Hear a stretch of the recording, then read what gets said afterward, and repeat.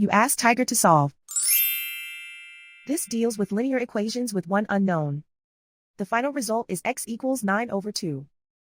Let's solve it step by step.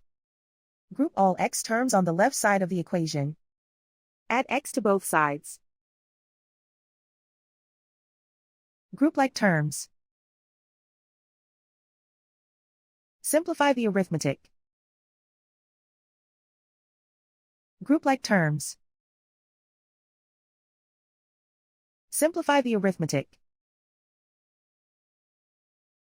Group all constants on the right side of the equation. Add 3 to both sides. Simplify the arithmetic.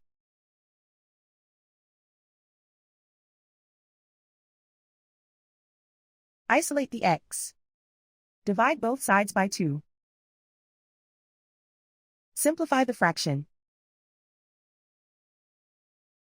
And so the final result is x equals 9/2.